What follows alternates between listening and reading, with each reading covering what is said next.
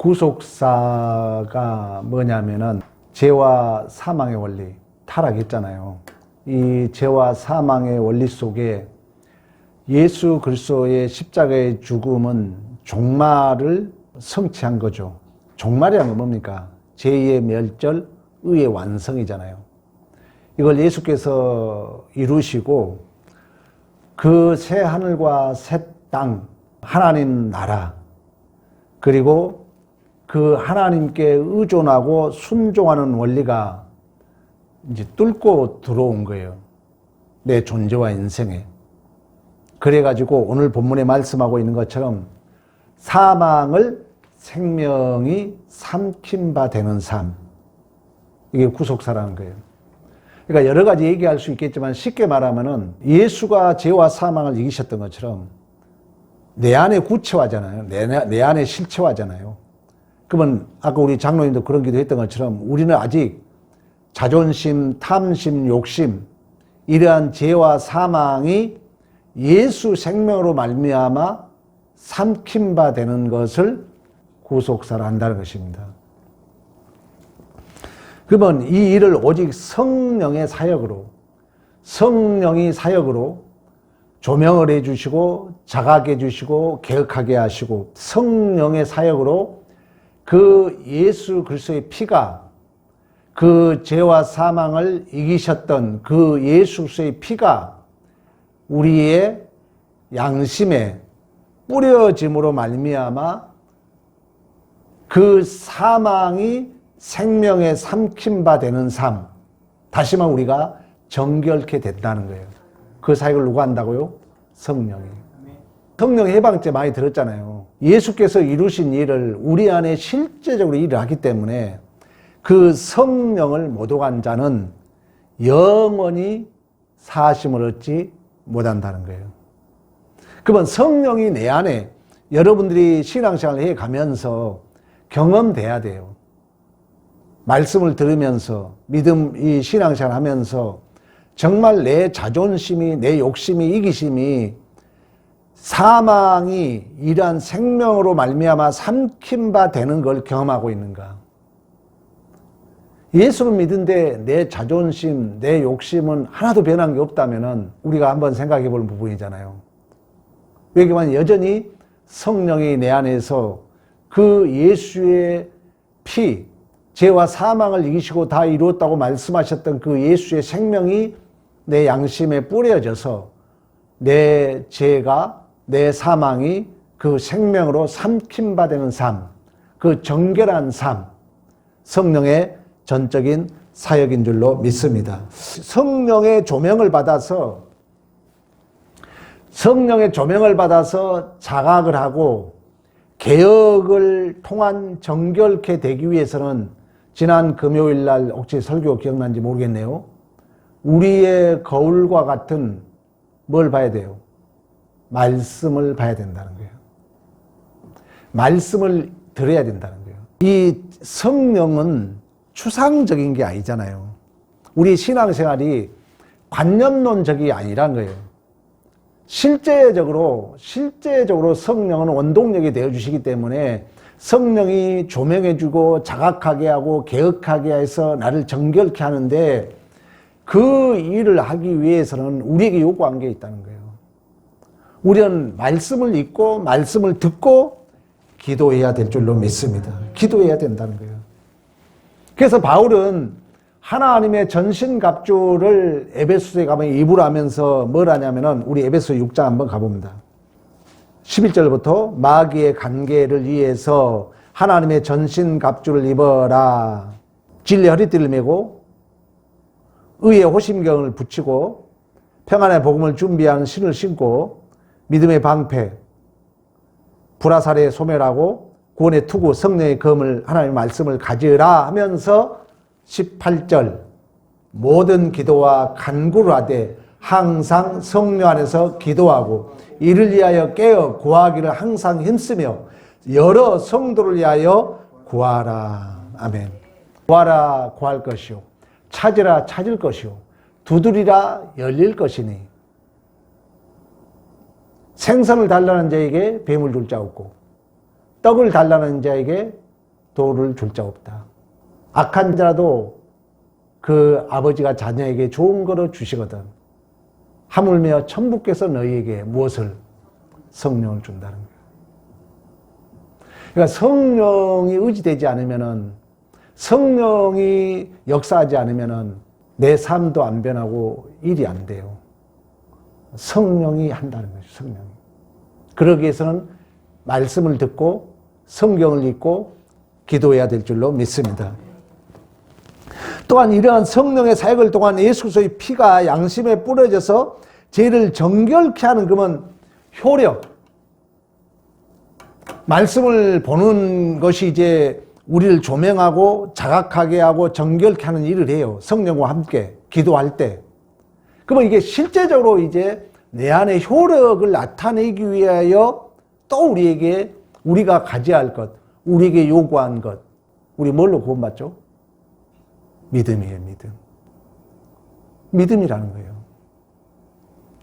그러면 믿음도 마찬가지예요. 믿음도 그냥 쌓이지 않잖아요. 믿음은 들음에서 나는 거예요. 그러니까 존호희 목사는 참 이걸 이제 연동적으로 얘기해요. 반복적으로. 이게 점층적이라고 그래요. 여러분, 우리 교회 목사 설교는 뭐예요? 점층적이잖아요. 스프롱그 계속 반복되는 것 같지만 관통하는 거죠. 교육이 가장 중요해요. 근데 우리 성도들이 속을 수 있어. 또 그 얘기 하면서 우리가 체념주의에 빠질 수 있는데 가장 중요합니다. 설교는 반복해야 돼요. 창세부터 계시록까지 언약의 내용을 얘기하고 있는 거예요. 그러니까 이 존호의 목사도 그래요. 계속해서 말씀을 들어라. 기도를 해라. 그래야 성령이 우리 안에 역사를 내가 경험할 수 있는데, 진실로 이제 그것이 내 안에 효과적으로 열매를 맺고 효과적인 그 효과에 내가 참여할 수 있는 유일한 수단은 우리의 뭐라고요? 믿음이라는 것입니다. 그래서 모든 하나님의 약속은 믿음을 통해서 참여할 수 있고, 믿음을 통하여 그 효과를 실제적으로 덧입을 수 있는 줄로 믿습니다. 그러니까 믿음은 오직 말씀을 듣고 간절한 기도와 성령의 사유로 그 영향력을 발휘하게 되는데, 그 믿음은 들으면서 난다는 거예요. 그래서 말씀을 듣지 않으면, 제가 지난 수요일날 그거 물었잖아요. 예수 믿고 내가 받은 상급이 뭐냐? 이거 여러분 교회 생활 하면서 모르면 안 된다 했잖아요. 창세부터 계시록까지 딱 그 말 하는 거예요. 내가 너의 아버지 하나님이라는 거예요. 자녀들에게 이 교육 가르쳐야 됩니다. 왜? 그걸 모르면 구원이 없기 때문에. 그거 모르면 구원이 없는 거예요. 너 하나님이 누구냐? 하나님이라고 한 사람은, 그 사람은 유대인이나 똑같아요. 아버지라는 거예요. 예수가 오셔가지고 새 언약을 성취했잖아요. 새 언약의 성취, 옛 언약은 아버지와 인격적 관계가 아니었어요. 율법적 계약 관계였어요. 그래 예수가 와서 그 율법을 이루러 왔잖아요. 이제 어떤 관계로? 아버지와 아들 관계로. 그래서 그 아들이 오셔서 그 율법을 이루시고 양자의 영을 우리에게 허락해 주셔서 그 하나님을 아버지라고 고백하게 된 줄로 믿습니다. 그런데 이 믿음은 그분이 나의 아버지라는 거예요. 이 믿음은 들음에서 난다는 거예요. 그러니까 구약의 역사, 신약의 모든 역사가 내가 너의 아버지라는 거예요. 너는 나의 자녀라는 거예요. 이 얘기하는 거예요. 뭐 탕자의 모든 얘기가 이 얘기예요. 아버지. 우리는 가짜 아버지야. 그래서 여러분이 힘든 거예요. 왜? 나는 진짜 아버지가 아니야. 나는 아들이야. 근데 여러분들은 아버지 역할도 하잖아요. 그 아버지 역할을 하면서 아버지를 배우는 거예요. 아버지 역할을 하면서 그 위에 우리 아버지가 오버랩되면서 그 아버지의 마음을 아는 거예요. 그 아버지의 마음을 안다는 것은 나의 진정한 정체성을 알아가는 거예요. 그 아버지가 어떤 아버지라는 걸 안다면은 그 자녀가 어떤 자라는 것도 알게 되는 줄로 믿습니다. 그러면 이처럼 말씀과 기도와 성령의 사역으로 그 영향을 받아 이제 우리의 믿음을 지켜야 되잖아요. 믿음을 지키기 위해서는 우리에게 요구하는 의무가 있다고 그래요. 그 첫째 의무는 뭐냐? 과거의 죄의 비참과 현재 상황을 기억하며 계속해서 자기를 낮추고 자기를 자랑하지 않아야 된다 그래요. 이제 우리가 그 실제적인 그 구속사의 그 효과에 내가 참여하려면 내가 믿음을 가져야 되는데, 이 믿음을 지키려면은 여러분들이 옛날에 예수 믿기 전에 또는 은혜 받지 않으면 내가 어떤 존재겠는가? 내가 하나님의 은혜를 안 받았다면 어떤 존재였겠는가? 하나님의 은혜가 아니었다면 지금 살아있을까? 솔직히 의문이에요. 우리가 다 그렇죠. 왜? 죄와 사망이 얼마나 우리를 피곤하게 했겠어요. 그런 비참을 알면서 계속해서 자기를 낮추라는 거예요. 그리고 자기 자랑하지 말라는 거예요. 그 말은 우리가 다 선악과에 근거하잖아요. 그러니까 윤리도덕을 얘기한다는 그 자리는 다 내가 앉아있는 거거든요. 웨스트민스터 신앙고백서 5번이 뭐라 했어요? 섭리라 그랬어요. 섭리는 뭐냐면은 섭리 중에 중요한 게 허용의 섭리가 있어요. 허용의 섭리는 뭐냐면은 하나님이 지혜롭고 의롭고 선하시고 허용을 한 거예요. 근데 그 외면을 읽어보면은 아담이 선악과를 따먹는 것마저도 하나님의 지혜로움과 선하심 속에 허용했다는 거예요. 제가 어제 목사를 만났어요. 근데 그 목사님 사모님이 보이스피싱을 당한 거예요. 600만 원을. 그래가지고 얼마나 속상했겠어요. 나도 그 목사님 그 말 한 거 보고 나도 놀랐어요. 근데 그 600만 원을 잃어먹은 거예요. 그날 보이스피싱 당한 거예요. 그래서 힘들어할 때 다 가족이 모였다고 그래요. 모여가지고 기도를 했대요. 목사님이. 하나님, 오늘 보이스피싱을 당하게 하신 분이 하나님이십니다. 감사합니다. 이런 짧은 기도를 하면서 얼마나 그 사모님이 속상했겠어요. 여보, 하나님이 하셨어. 마음 편하게 하고 자. 그분도 김용규 교수 따라다니면서 이런 이제 조직실험 공부를 많이 했어요. 하기는. 근데 이제 허용의 섭리도 얘기하면서 이제 같이 대화를 나누는데 아닌 게 아니라 그러고 나서 한 달 만인가 600만 원 그대로 다 찾았다고 그래요. 그 돈을. 하나님이 모든 걸 하신다는 거예요. 하나님은 우리의 믿음을 보고 역사하거든요. 어느 누가 여러분 예수 믿는 자가 죄 짓고 싶어 죄 짓겠습니까? 하나님이 허용한다는 거예요. 내 안에 아직도 얼마나 이러한 이 죄악이 잠재되어 있는가를 깨닫고 겸손하기 위하여 이 세 가지는 알아야 돼요. 제 허용의 세 가지가 뭐라고요? 첫째가 내 안에 아직도 이러한 탐심, 이러한 욕심, 이러한 죄가 있다는 걸 깨닫고 겸손하게 하여. 두 번째는 하나님을 의지하도록. 우리가 죄를 지어보면 이게 내 마음대로 안 된다는 걸 알거든요. 그래서 누구를 의지하도록? 하나님을 의지하도록. 세 번째는 뭐냐면은 또다시 보이스피싱이 오면은 당해라 당하지 말아라? 당하지 말라고. 이 세 가지를 위해서 하나님이 허용한다는 거예요. 그런 것처럼 여러분들이 믿음을 지키기 위해서는 내가 하나님의 은혜를 받지 않았더라면 얼마나 내가 죄의 비참 가운데 있겠는가. 또 이 하나님의 은혜를 받고 나니까 내가 얼마나 감사한 자리에 있는가. 이걸 생각하면서 자기를 낮추라는 거예요. 교만하지 말라는 거예요. 나를 근거하지 말라는 거예요.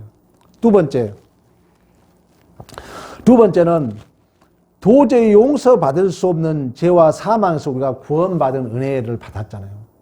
여러분 믿음을 지키기 위해서는 첫 번째는 우리가 교만하지 않고 겸손해야 되고 두 번째는 감사해야 될 줄로 믿습니다. 내 믿음을 지키기 위해서는 여러분 감사라는 거예요. 어떤 분이 그런 간증했잖아요. 그 목사님은 항상 하나님 감사합니다. 봉투를 호주머니에 넣고 다닌다는 거예요. 그래서 힘든 일일 때 내가 원망하고 싶을 때 먼저 그 감사를 한다는 거예요. 하나님 감사합니다. 하나님 감사합니다 하면은 내가 원망하고 싶어도 하나님 앞에 먼저 감사했으니까 원망할 수 없다는 거예요. 우리가 믿음을 지키려면 감사해야 된다는 거예요. 여러분, 구원은 하나님의 전적인 은혜입니다.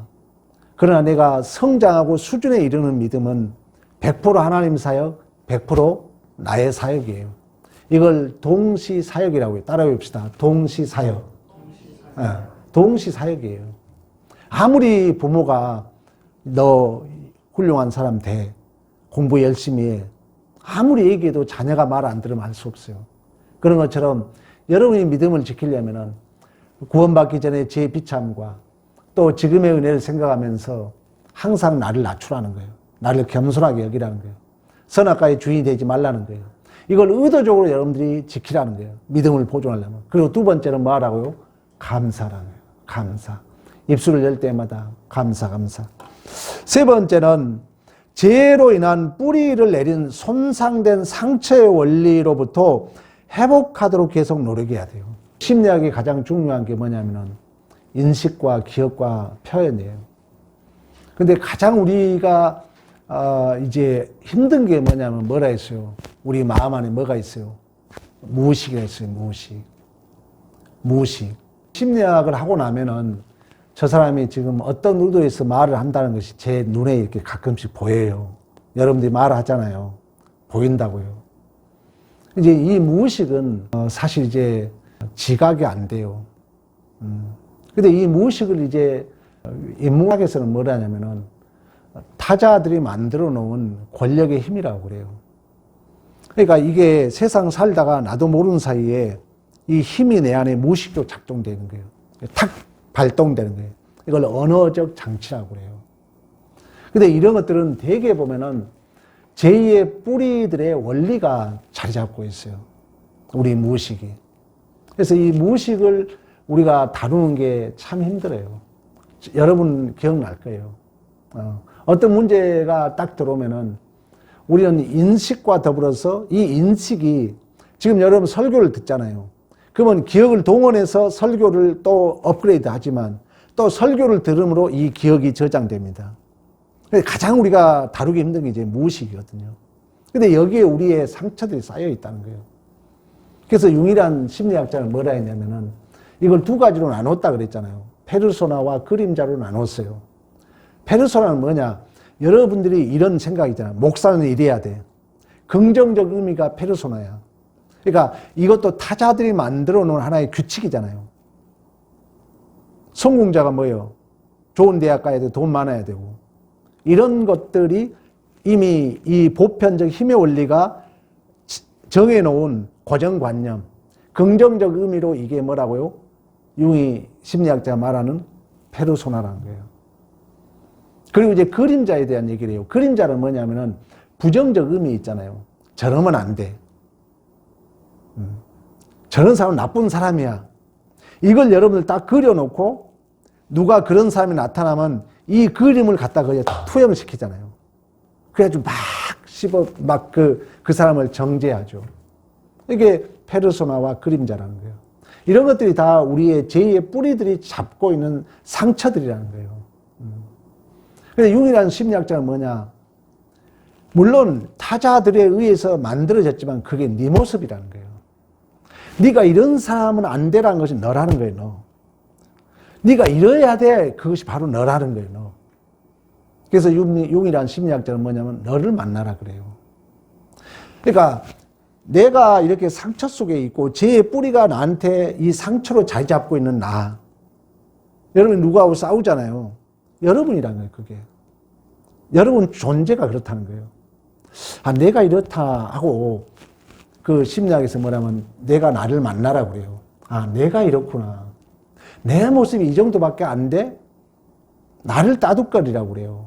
나를 만나고 나를 따둑거리라. 이걸 셀프라고 그래요. 그러면 이 셀프가 자기를 만났다는 건 또 다른 말은 뭐냐면은 하나님을 만났다 그러는 거예요. 하나님을 만나지 않는 자는 자기를 만날 수 없거든요. 이런 것처럼 여러분이 믿음을 지키려면은 세 번째가 이러한 죄로 인한 그 뿌리가 내 손상된 이 상처의 원리를 회복하도록 노력해야 된다는 거예요. 그러니까 은혜를 받으면은 이러한 것들이 치료가 돼요. 근데 이걸 계속해서 따둑거려주고 나라는 것을 여러분들이 안 만나게 되면 또 무엇이든 잠재져 있죠. 안 그런 척 하죠. 그러다 또 그런 상황이 벌어지면 나도 모르는 사이에 그 상처가 툭 튀어나와가지고 내가 나를 감당 못하는 거예요. 후회는 해. 근데 치료는 안 돼요. 그래서 설교를 들어야 돼요. 아, 이게 나라니까. 내가 이랬네. 내가 또 오늘 또 이랬네 하면서 자주 따둑거려서 자기를 만나야 된다는 거예요. 그러므로 내 이 죄의 뿌리로 말미암아 손상된 이 상처의 원리를 치료하려고, 회복하려고 노력해야 믿음이 보존된다는 거예요. 그렇지 않으면은 이 죄의 뿌리들은 자꾸 우리 안에 죄를 유혹해요. 그리고 죄를 부추겨요. 나도 모르는 사이에 여러분, 이래야 돼 하는 이런 페르소나나 용이 말하는 이런 그림자가 나를 딱 부추겨. 나를 유혹해. 그러면 이게 뭐로 나온다고요? 표현으로 나오는 거예요. 그 첫째 표현이 뭐라 했어요? 언어예요, 언어. 두 번째는 뭐예요? 표정이에요. 세 번째는 뭐예요? 행동으로 나와요. 이게 이제 치료가 안 되면은 내가 믿으면 좋은 것 같은데 잠재돼 있어요. 왜? 안에 상처는 그대로 있거든요. 이 상처 원리는 그대로 있어요. 이게 그대로 튀어나오는 거예요. 이걸 고치려고 해야 내가 믿음이 보존된다. 지금 말씀을 하고 있는 것입니다. 네 번째로는 이제 이러한 하나님의 백성들은 결국 누가 우리를 보증해 주죠? 성령이 나를 보증해 줘요. 오늘 우리 읽었잖아요. 고린도후서. 성령을 보증으로 보내주신다고 했잖아요.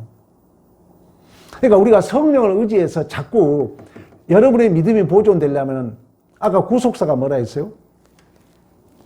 구속사는 뭐예요? 예수가 죄와 사망을 이기셨잖아요. 근데 내 존재는 구원은 받았지만 아직 내 안에는 죄와 사망이 있어요, 없어요? 있잖아요. 그러면 그 예수의 영이 이 죄와 사망에 뚫고 들어와서 삼킨 바 되는, 우리 아까 읽었잖아요, 고린도후서에. 사망이 생명에게 뭐라고요? 삼킨 바 되는 거예요. 그러면 이 믿음을 보존하려면은 자꾸 성령을 의지해서, 성령을 위해서 그 죄를 삼킨 바 되는, 표현이 그러는 거예요. 물론 씻었다고도 얘기하지만 삼킨 바 되는, 우리 이미 공부했잖아요. 내가 차압당해야 되잖아요. 내가 침노를 당해야 되잖아요. 내가 늑탈 당해야 되잖아요. 그러면 이제 늑탈 당한다는 것은 내 죄가 폭로되거든요. 우리 얘기했잖아요. 이 생명이 내 안에 뚫고 들어왔기 때문에 내 죄를 폭로시키는 것도 우리는 아픔이에요. 그것뿐만 아니에요. 내 자존심을 찢어내야 되잖아요. 내 자존심을 삼켜야 되잖아요. 삼킨다는 또 다른 말은 없애야 되잖아요. 기각시켜야 되잖아요. 그게 다 환난이 우리에게 고통이라는 거죠. 근데 이걸 믿음으로 바라봤을 때 우리는 내 믿음이 보존될 줄로 믿습니다. 믿음을 보존하기 위해서는 이러한 원리를 알고 여러분이 그걸 해석을 해야 된다는 거예요. 내가 이렇게 오늘도 삼킨 바 되는 이 정황이구나. 이걸 믿음으로 바라봐야 된다는 거예요. 그 배너가 바라보잖아요. 수고하고 무거운 짐진 자들아 다 내게로 오라 그러잖아요. 내 멍에는 온유하고 겸손한 내 멍에를 메고 배우라 그러잖아요. 이 멍에를 배운다는 건 뭔 의미가 있어요? 히브리 개념은 항상 소가 두 마리예요. 내가 지금 이 멍에를 메고 있어요. 내가 지금 죄와 사망을 지고 있어요. 이로 인해 아파하고 있어요. 근데 이 멍에는 하나다 둘이다? 둘이라는 거예요. 누가 이 멍에를 맨 거예요? 예수가. 그 예수를 바라볼 때 영적으로는 이 죄와 사망을 그 예수의 생명이 삼킨 바 되는 그 정황을 우리가 경험하게 될 줄로 믿습니다. 배너는 그걸 어떻게 표현하냐면은 내 안에 그 칼을 빼앗아 갔다 얘기하는 거예요.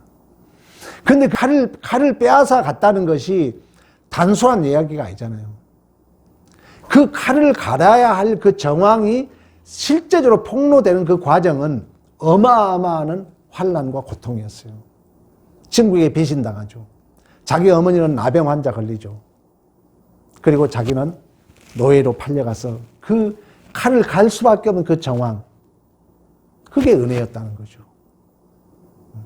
왜? 그 고난이 그 죄의 비참을 경험한 게 예수의 고난이었고 예수의 은혜라고 철저하게 연결이 됐기 때문에 진실로 칼을 빼앗아 가는 거죠. 우리의 삶의 정황이 그렇다는 것입니다. 여러분, 사도 바울은 그런 의미에서 그 예수의 생명에 참여하기 위하여 이미 이뤘다함도 아니요 잡았다함도 아니요 날마다 쫓아간다 그랬어요. 날마다 달려간다 그랬어요. 여러분, 아직 하나님은 우리에게 고난의 기간이 있습니다. 함부로 자기 짐을 내려놓지 말라는 얘기가 있어요. 여러분, 교회 생활하면서 하나님이 아직도 이 구속사를 이루기 위하여 내 죄와 사망의 생명으로 말미암아 삼킴바 되는 그 삶의 정황, 이걸 믿음으로 바라보시고 믿음을 보존하기 위하여 나의 비참과 은혜를 생각하면서 겸손하고 또 감사하시고 여러분의 죄의 뿌리로 말미암아 그 상처난 그 흔적을 자꾸 은혜로 씻어내고 성령을 의지하여 예수를 바라봄으로 여러분의 믿음이 굳건하게 세워지는 복 있는 삶이 되기를 간절히 축원합니다.